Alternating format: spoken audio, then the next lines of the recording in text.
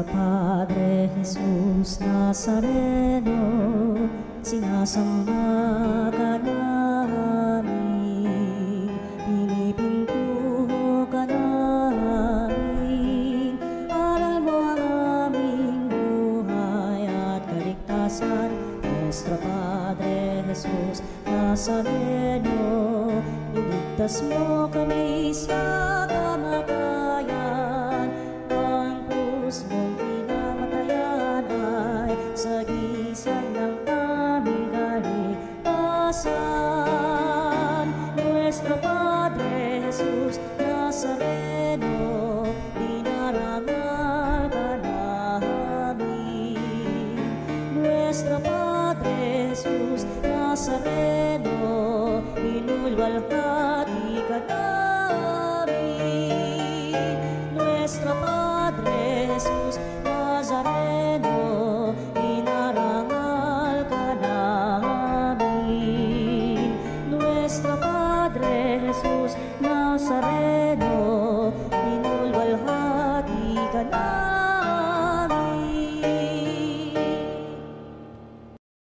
Kaya nating alalahanin, panahon tayo'y inalipin, ang ngalan niya'y ating sambitin, paanong di tayo lingapin. Kaya't muling magtipon, pamitan.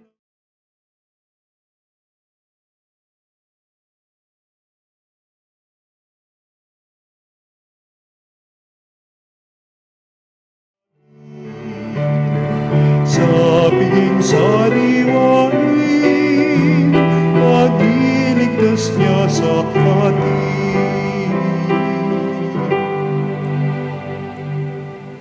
Sa ngalan ng Ama at ang Anak at ang Espiritu Santo, Amen. sumainyo ang Panginoon. At sumairin. Mga kapatid, aminin natin ang ating mga kasalanan upang tayo ay maging marapat kumanap sa banal na pagdiriwang. Panginoon, kami ay nagkasala sa iyo. Panginoon, kaawaan mo kami. Panginoon, kawaan mo kami. Kaya naman, Panginoon, ipakita mo na ang pag-ibig mong wagas.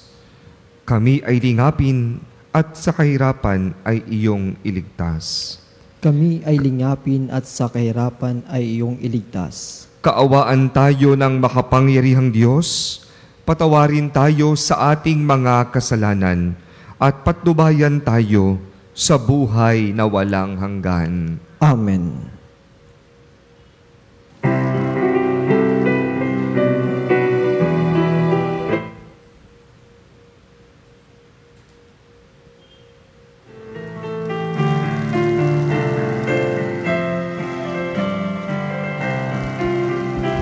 Luwalhati sa Diyos sa kaitaasan, kaloob sa lupa ay kapayapaan. Pinupuri ka't ipinagdarangal, sinasamba ka dahil sa dakila mong kalwalhatian. Panginoon naming Diyos, Hari ng langit, Amang makapangyarihan, Panginoong Jesucristo, bugtong na anak ng Diyos, kordero ng Ama. Ikaw na nag-aalis ng mga kasalanan ng sanlibutan. Tanggapin mo ang aming kahilingan, ikaw na naluluklok sa kanan ng Ama. Maawa ka sa amin, ikaw lamang ang banal, Panginoon Jesucristo, kasama ng Espiritu, sa luwalhati ng Ama. Amen, Amen, Amen, Amen. Manalangin tayo. Ama naming makapangyarihan, gawin mong lagi naming matapat na sundin ang loob mo upang kami wagas na makapaglingkod sa iyo. Sa pamagitan ni Jesucristo, kasama ng Espiritu Santo, magpa sa walang hanggan. Amen. Pagbasa mula sa aklat ng Exodo. Noong mga araw na iyon, ang mga Israelitay nasa Rephidim at sinalakay sila ng mga Amalekita. Sinabi ni Moises kay Josue, "Pumili ka ng ilang tauhan natin at pangunahan mo sa pakipaglaban sa mga Amalekita. Tatanganan ko naman ang tungkod na ibinigay sa akin ng Diyos, at ako'y tatayo sa ibabaw ng burol." Sinunod ni Josue ang utos ni Moises at hinarap niya ang mga Amalekita. Si Moises naman, kasama sina Aaron at Hur, ay nagpunta sa burol. Kapag nakataas ang mga kamay ni Moises, nananalo ang mga Israelita. Kapag nakababa, nananalo naman ang mga Amalekita. Nangawit na si Moises, kaya sina Aaron at Hur ay kumuha ng isang bato at pinaupo roon si Moises habang hawak nilang pataas ang mga kamay nito hanggang sa lumubog ang araw. Dahil dooy, nalupig ni Josue ang mga Amalekita. Ang salita ng Diyos. Salamat sa Diyos. Sa pangalan ng may kapal, tayo ay tinutulungan. Sa pangalan ng may kapal, tayo ay tinutulungan. Sa gawi ng bundok, tumitingin ako. Saan manggagaling ang aking saklolo? Ang hangad kong tulong sa Diyos magmumula, sa Diyos na lumikha ng langit at lupa. Sa pangalan ng may kapal, tayo ay tinutulungan. Huwag sana akong bayaang mabuwal, handang lagi siya sa pagsasanggalang. Ang tagapagtanggol ng bayang Israel, hindi natutulog at palaging gising. Sa pangalan ng may kapal, tayo ay tinutulungan. Ang Diyos na Panginoon, siyang magbabantay, laging nasa piling upang magsanggalang. Di ka magdaramdam sa init ng araw, kung gabi ay di ka sasaktan ng buwan. Sa pangalan ng may kapal, tayo ay tinutulungan. Sa mga panganib, ika'y ililigtas nitong Panginoon, siyang mag-iingat. Saan man naroon, ika'y iingatan, di ka maaano kahit na kailan. Sa pangalan ng may kapal, tayo ay tinutulungan. Pagbasa mula sa ikalawang sulat ni Apostol San Pablo kay Timoteo. Pinakamamahal ko, huwag mong tatalikdan ang mga aral na natutuhan mo at matibay na pinanaligan. Yamang kilala mo ang nagturo nito sa iyo. Mula pa sa pagkabata, alam mo nang ang banal na kasulatan ay nagtuturo ng daan ng kaligtasan sa pamamagitan ng pananalig kay Kristo Jesus. Lahat ng kasulatay kinasihan ng Diyos at magagamit sa pagtuturo ng katotohanan, sa pagpapabulaan sa maling aral, sa pagtutuwid sa likhong gawain, at sa pag-akay sa matuwid na pamumuhay. Sa gayon, ang lingkod ng Diyos ay magiging handa sa lahat ng mabubuting gawain. Inuutusan kita sa ngalan ng Diyos at ni Kristo Jesus, na hatol sa mga buhay at mga patay, alang-alang sa kanyang pagparito at paghahari. Ipangaral mo ang salita ng Diyos, napapanahon man o hindi. Hikayatin mo, pagsabihan at patatagin ang loob ng mga tao sa pamamagitan ng matiyagang pagtuturo. Ang salita ng Diyos. Salamat sa Diyos. Alleluia, Alleluia, Alleluia,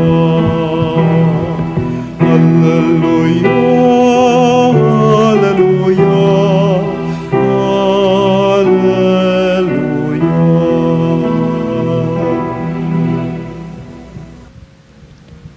Buhay ang salita ng Diyos, ginap nitong natatalos, tanang ating niloloob. Alleluia, Alleluia.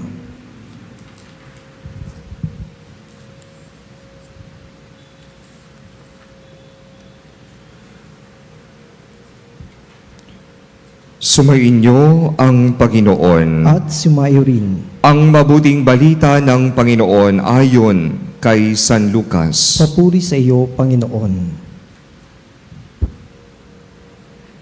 Noong panahong iyon, isinaysay ni Jesus ang isang talinhaga upang ituro sa mga alagad na dapat silang manalangin lagi at huwag manghinawa. Sa isang lungsod, wika niya, may isang hukom na hindi natatakot sa Diyos at walang taong iginagalang. Sa lungsod ding iyon ay may isang babaeng balo na punta ng punta sa hukom at humihingi ng katarungan. Tinanggihan siya ng hukom sa loob ng ilang panahon. Ngunit, nang malaunan ay nasabi nito sa sarili, "Bagamat hindi ako natatakot sa Diyos, ni gumagalang kanino man, igagawad ko na ang katarungang hinihingi ng babaeng ito sapagkat lagi niya ako ginagambala. Baka pa ako mainis sa kakaparito niya." At sinabi ng Panginoon, "Narinig ninyo ang sinabi ng masabang hukom. Hindi ipagkakait ng Diyos ang katarungan sa kanya mga hinirang na dumaraing sa kanya araw-gabi, bagamat tila nagtatagal iyon. Sinasabi ko sa inyo, agad niyang igagawad sa kanila ang katarungan. Ngunit, pagdating ng anak ng tao sa daigdig na ito, may makikita kaya siyang mga tao na nananalig sa kanya?" Ang mabuting balita ng Panginoon. Pinupuri ka namin, Panginoong Hesukristo. Minsan mayroon pong lumapit sa akin at nagtanong, "Father, naririnig ba ako ng Diyos? Father, ang tagal ko nang nagdarasal.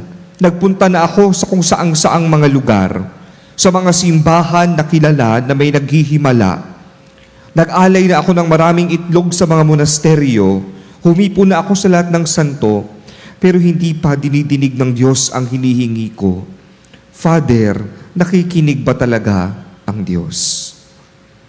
At ito rin marahil ang katanungan ng ilan, nakikinig ba ang Diyos? Katanungan din marahil ng mga kapatid nating may pinagdaraanan o mga kapatid nating na mayroong karamdaman na tila baga ang tagal ng paggaling, nakikinig ba ang Diyos? At ang katanungang ito ay sinasagot ng ating mga pagbasa ngayon. Ngayong linggo, kung saan tayo ay inaanyayahan na mas magsumikap pang manalangin. Narinig natin sa ating ebanghelyo ang talinhaga tungkol sa isang balo at sa isang hari na nakilalang walang katarungan, walang kinikilalang Diyos, hindi makatao. Subalit dahil itong balong ito ay palagi nagpupunta sa kanya at humihingi ng katarungan, kahit yung haring iyon ay tila walang malasakit, walang kinikilalang Diyos, ipinagkaloob niya yung hinihingi ng babaeng balong punta ng punta sa kanya.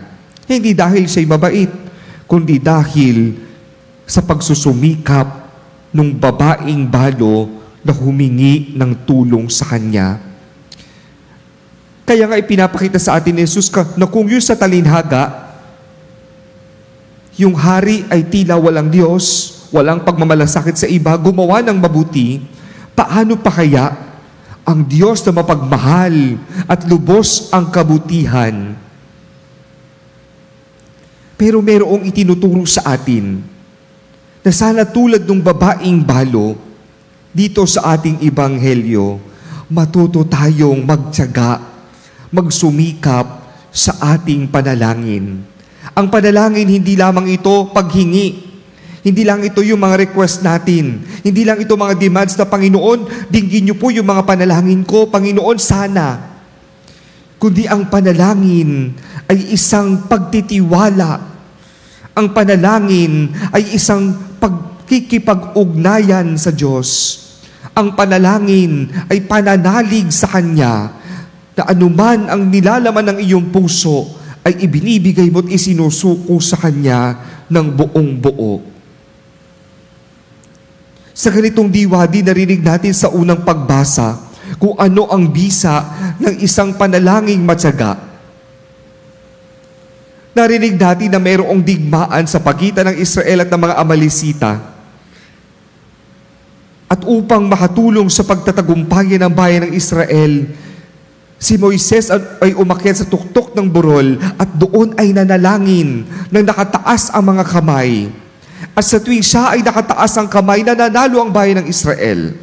Pero pag dumarating ang punto na siya'y nangangalay, napapagod, doon din nagiging tagpo ng pagkatalo ng bayan ng Israel. Kaya nga narinig natin sa unang pagbasa, gumawa ng paraan si Aaron at si Hur. Siya ay tinulungan, nilagyan ng bato at inalalayan upang lagi nakataas ang kanyang mga kamay sa pananalangin upang manalo ang bayan ng Israel. At sa buhay natin, marami rin klase ng digmaan. Maaaring hindi digmaan na may dugo, pero maaaring digmaan ng mga iba't ibang problema. Digmaan sa loob ng ating sarili, ng ating puso, sa ating kalooban. Digmaan laban sa ating sarili at sa mga pinagdaraanan. At padalas, dumarating ang pagkatalo sa mga pagkakataon na tayo ay nangangalay, na tayo ay napapagod na manalangin. Subalit kung ating kakapitan ang buhay panalangin at ipagkakatiwala sa Kanya, na kahit tayo ay napapagod na, patuloy pa rin tayong titingala sa Kanya, itataas ang ating mga kamay at magtitiwala na kaya ng Diyos ang lahat. Sa ikalawang pagbasa, ipinaalala sa atin ni San Pablo na sana lagi tayong kumapit sa mga natutunan natin na turo mula pa kay Jesus. Ang salita ng Diyos ang siyang ating sandigan. Ang salita ng Diyos ang siyang katotohanan na nagbibigay sa atin ng assurance na ang lahat ng tungkol sa pananampalataya ay isang katotohanan, na ang lahat ng mga ginawa ni Jesus na himala ay isang katotohanan nangyari noon at patuloy pa rin pwedeng gawin magpahanggang ngayon. Na si Jesus ang ating sandalan, ang Kanyang salita ang ating lakas. Kaya sa tuwing darating ang mga pagkakataon na tila baga dumarating ang katanungan, naririnig ba ako ng Diyos? Sa tuwing dumarating ang pagkakataon na ikaw'y dumadaan sa dilim ng buhay, dilim ng pananampalataya, sa tuwing dumarating ang pagkakataon na ikaw ay nanghihina, panghawakan mo lagi ang sinabi ni Jesus na siya'y kasama natin hanggang sa wakas ng panahon. Na si Jesus ay lagi nakikinig, na hindi bingi ang Diyos, hindi tulog ang Diyos. Pero marahil, hindi mo nakikita ang tugon niya dahil may inaasahan ka na paraan na gusto mo. Pero ang Diyos ay higit at makapangyarihan. Alam niya kung ano ang higit na mabuti para sa iyo. Ang Diyos ay tumutugon sa panahong nais niya, hindi sa paraan at panahon na gusto mo. Ang Diyos ay laging nakikinig. Ang Diyos ay laging gising.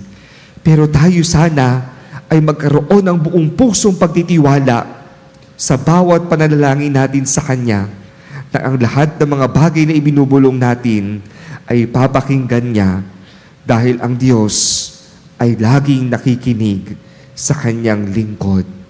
Pagsusumikap, pagtsatsaga, ito ang sa atin ay paanyaya. Sa kabila ng mahabang panalangin at pagtsatsaga, titingin ng Diyos ang hinihingi mo sa Kanya. Kumapit ka lang, umasa ka lang sa Kanya. Amen.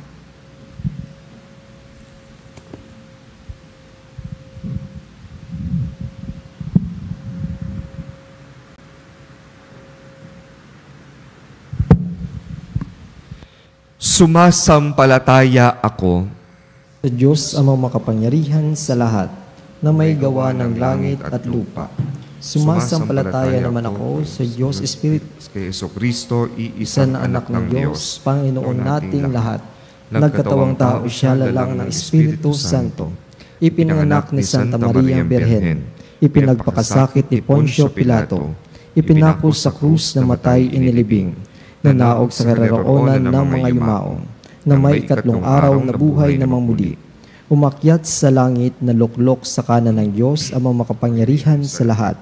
Doon magmumulang paririto at hukom sa nangabubuhay at namatay na tao. Sumasampalataya naman ako sa Diyos Espiritu Santo, sa banal na simbahang Katolika, sa kasamahan ng mga banal, sa kapatawaran ng mga kasalanan, sa pagkabuhay ng mamuli at namatay na tao at sa buhay na walang hanggan. Amen. Alinsunod sa halimbawa ni Moises at ng matyagang balo, buong pananalig nating idulog sa Panginoon ang ating mga kahilingan para sa mga pangangailangan ng sangkatauhan. Kaya ang ating itutugon, Panginoon, dinggin mo kami. Panginoon, dinggin mo kami. Para sa simbahan, ang sakramento ng kaligtasan sa pamagitan ng kanyang liturhiya at panalangin ng mga kasapi, makapaghatid nawa siya ng ibayong biyaya para sa sangkatauhan. Manalangin tayo. Panginoon, dinggin mo kami. Para sa Santo Papa, ating Obispo at lahat ng mga pinuno ng simbahan, naway magpatuloy sila sa pamatnubay ng buong tapang, kababaang loob at pananalig sa tulong ng Diyos. Manalangin tayo. Panginoon, dinggin mo kami. Para sa lahat ng mga misyonerong pari, mga reliyoso at voluntaryong laiko sa mga misyon, naway maging matatag silang tagapaghatid ng mabuting balita at magpatotoo rito sa kanilang pamumuhay ng ayon sa mga pagpapahalagang kanilang ipinahayag. Manalangin tayo. Panginoon, dinggin mo kami. Para sa mga nag-iisip sumama sa gawang pangmisyon, naway bukas loob na tugunin ng kabataan ngayon ang panawagan ni Kristong magpahayag ng kanilang pananampalatayang Katoliko sa lahat ng tao. Manalangin tayo. Panginoon, dinggin mo kami. Panginoon, tanggipin mo po kami ngayon, kahit na kami di karapat-dapat. Tulutan mong kami magpakumbaba at manalangin para sa pagkakamit ng buhay na walang hanggan, sa pamagitan ni Kristo na aming Panginoon. Amen. Ang ibig mo, ang langit ko, lahat ng ito'y nagmula sa iyo. Hinihirahan ko sa'yo, buong puso kong inahalay sa'yo. O Diyos, O Panginoon, lahat ay biyayang aming inampon, aming buhay at kakayahan, ito'y para lamang sa'yong kalwalhatian.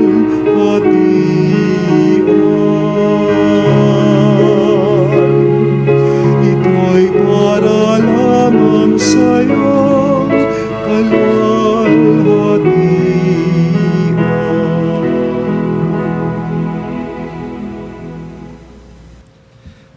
Manalangin kayo mga kapatid upang itong paghahain ay kalugdan ng Diyos amang makapangyarihan. Tanggapin nawa ng Panginoon itong paghahain sa iyong mga kamay sa kapurihan niya at karangalan sa ating kapakinabangan at sa buong sambayanan niyang banal.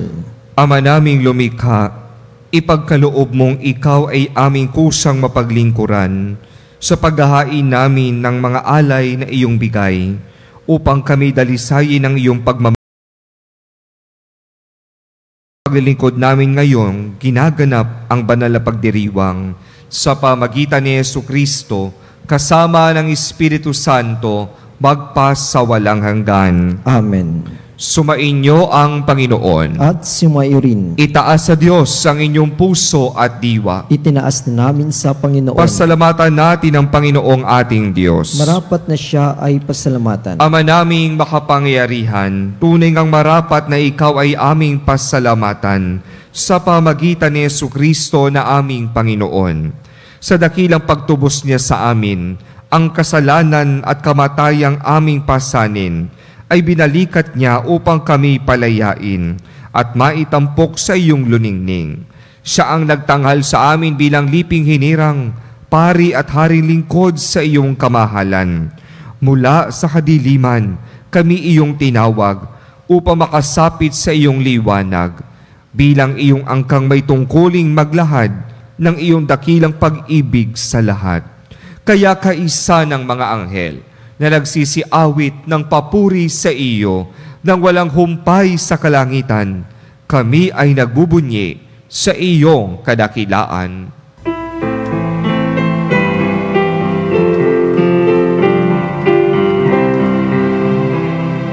Santo, Santo, Santo, Panginoong Diyos ng mga hukbo, napupuno ang langit at lupa ng kadakilaan mo.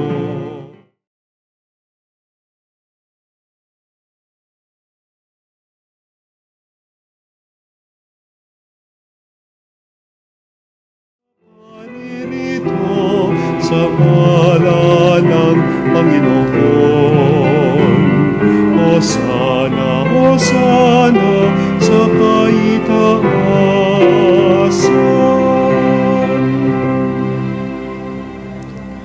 Ama naming banal, ikaw ang bukal ng tanang kabanalan. Kaya't sa pamagitan ng iyong Espiritu, gawin mong banal ang mga kaloob na ito upang para sa amin ay maging katawan at dugo ng aming Panginoong Hesukristo. Bago niya pinagtiis ang kusang loob na maging handog, hinawakan niya ang tinapay, pinasalamatan kanya, pinaghati-hati niya iyon, iniabot sa kanyang mga alagad at sinabi, "Tanggapin ninyong lahat ito at kanin. Ito ang aking katawan na ihahandog para sa inyo."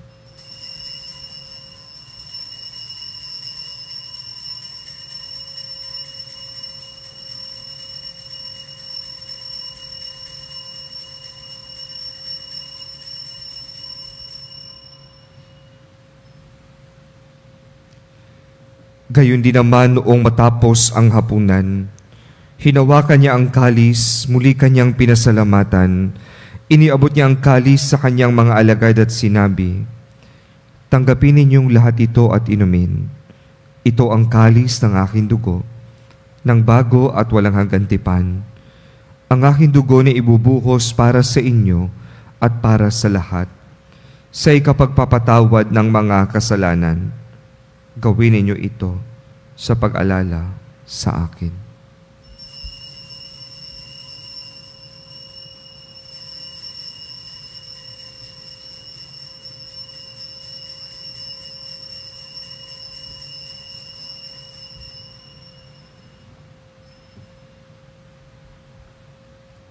Ipagbunyi natin ang misteryo ng pananampalataya. Ipagbunyi natin ang misteryo ng pananampalataya.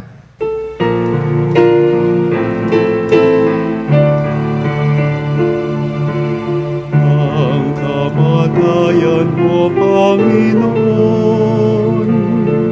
aming ipinahayag. Ang muli mong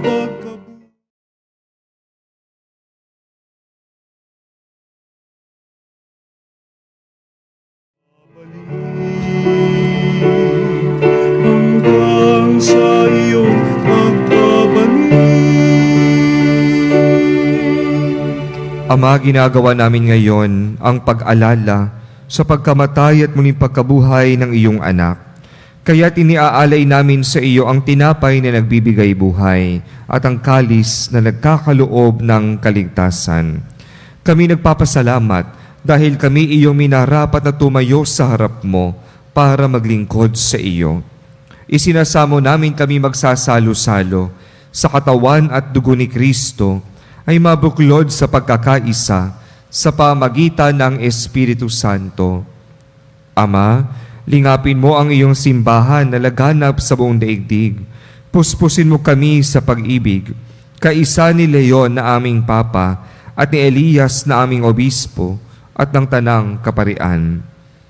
Alalahanin mo rin ang mga kapatid naming nahimlay nang may pag-asa na sila ay muling mabubuhay, gayon din ang lahat ng mga pumanaw. Kaawaan mo sila at patuloyin sa iyong kaliwanagan. Kaawaan mo at pagindapating kaming lahat na makasalo sa iyong buhay na walang wakas. Kaisa ng mahal na Birheng Maria na ina ng Diyos, kaisa ni San Jose na kanyang kabiyak ng puso, kaisa ng mga apostol, ng lahat ng mga banal na namuhay dito sa daigdig ng kalugod-lugod sa iyo, maipagdiwang nawa namin ang pagpupuri sa ikararangal mo sa pamagitan ng iyong anak na aming Panginoong Hesu Kristo. Sa pamamagitan ni Kristo, kasama niya at sa Kanya, ang lahat ng parangal at papuri ay sa iyo, Diyos amang makapangyarihan, kasama ng Espiritu Santo, magpasawalang hanggan.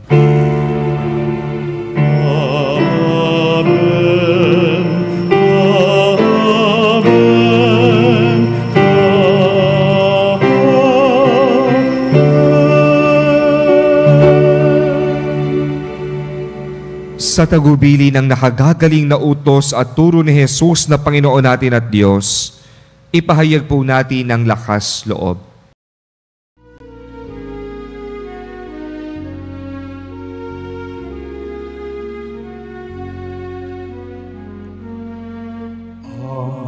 Namin sumasalangit ka, sambahin ang ngalan mo. Mapasa amin ang kaharian mo, sundin ang loob mo.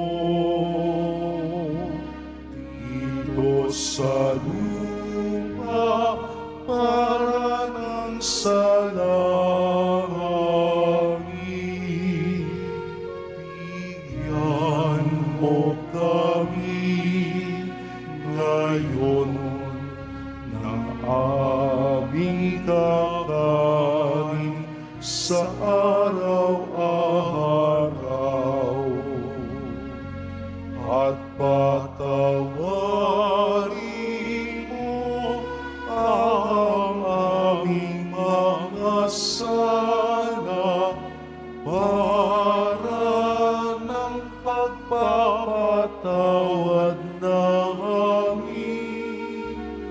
sa nagkakasala sa amin.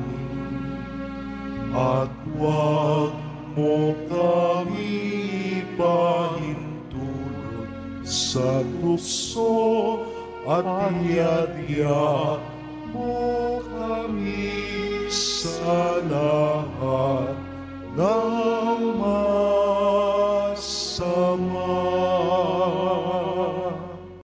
Namin kami adya sa lahat ng masama, pagkalooban ng kapayapaan araw-araw, iligtas sa kasalanan at ilayo sa lahat ng kapahamakan, samantalang aming pinananabikan ang dakilang araw ng pagpapahayag ng tagapagligtas naming si Hesu Kristo. Sapagkat iyo ang kaharian, kapangyarihan at ang kapurihan, magpakailanman. Amen. Panginoong Hesu Kristo, sinabi mo sa iyong mga apostol, kapayapaan ang iniiwan ko sa inyo, Ang aking kapayapaan ang ibinibigay ko sa inyo.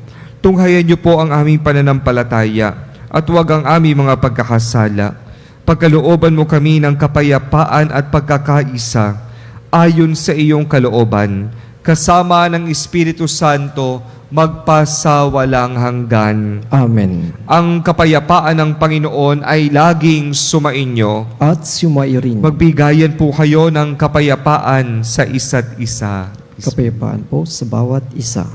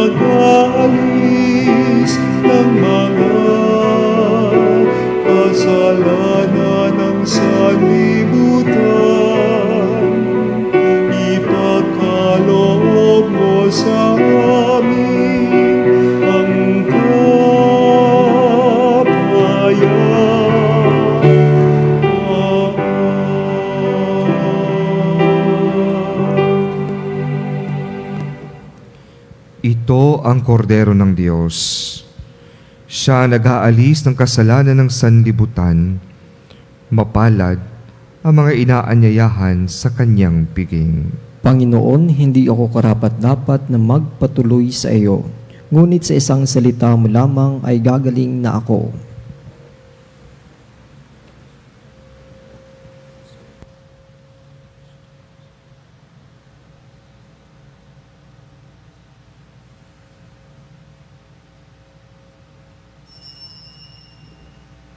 Mga kapanalig, ating dasalin ang komunyong espiritual. O Jesus, nananalig ako sa pananahan mo sa kabanal-banalang sakramento. Minamahal kita higit sa lahat at hangad ka ng aking kaluluwa. Hindi ko man matatanggap ngayon ang iyong katawan at dugo, inaasahan ko na patuloy kang mamumuhay sa aking puso. Naniniwala ako na narito ka at kaisa ka ng aking buong pagkatao. Huwag mong ipahintulot na mawalay ako sa iyo. Amen. Panalangin sa karangalan ng Nuestro Padre Jesus Nazareno. O Jesus Nazareno, katamis-tamisan naming manunubos, sa harap mo ngayon naririto kami't nangangayupapa at nagsisisi ng taos-puso sa aming pagiging walang turing sa iyo at paglimot sa di mabilang na mga biyaya mo, lalong-lalo na yaong mahalagang biyaya ng pagtutubos. Dinaramdam namin at pinagsisisihang labis, Panginoon ko, ang pagkakasala namin sa iyo. Ikinalulungkot namin ang pagiging dahilan ng pagpapasan mo ng krus na iyan sa gitna ng mga hirap at kapaitan, hanggang sa inihandog mo ang iyong buhay sa bundok ng Kalbaryo, sa pagkaibig mo lamang na matubos kami at ang sangkatauhan mula sa sala. Pakabanalin mo, O Panginoon, ang aming pagnanais at ipagtanggap mo sa amin ang iyong biyaya. Maging tagapamagitan nawa ang iyong ina, ang kalinis-linisang Birheng Maria.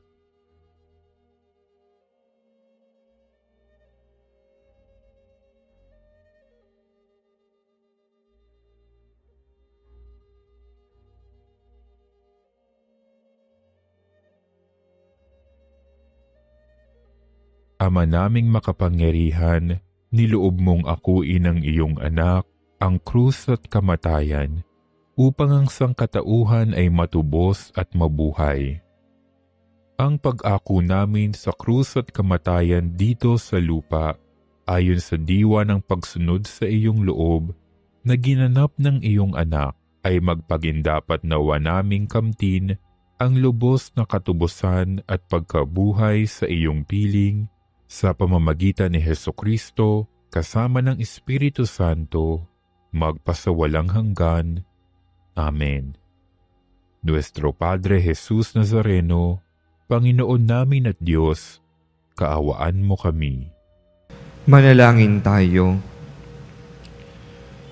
Ama naming mapagmahal, gawin mong sa aming banal na pakikinabang, kami ngayon ay iyong matulungan at mahubog para mamuhay sa kalangitan sa pamagitan ni Jesucristo, kasama ng Espiritu Santo, magpasawalang hanggan. Amen.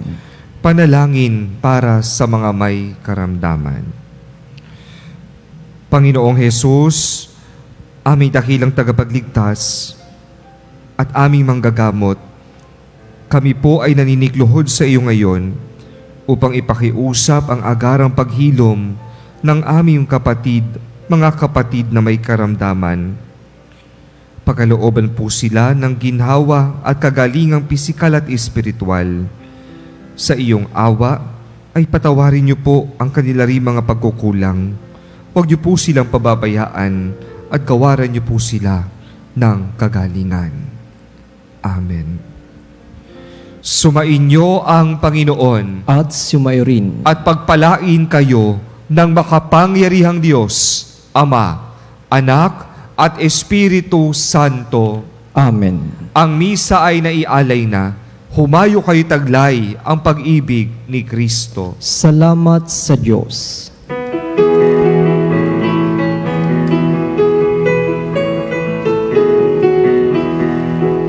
Magsingawin kayo sa Panginoon.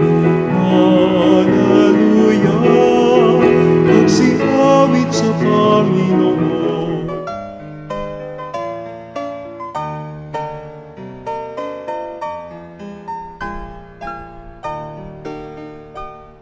Nuestro Padre Jesus Nazareno, sinasamba ka namin, pinipintuho ka namin, aral mo ang aming buhay at kaligtasan.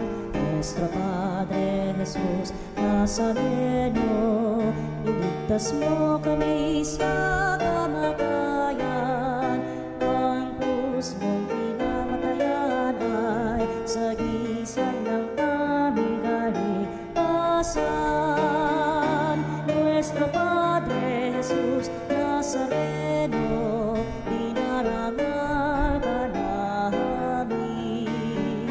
Nuestro Padre Jesus Nazareno, inulwalhati ka namin.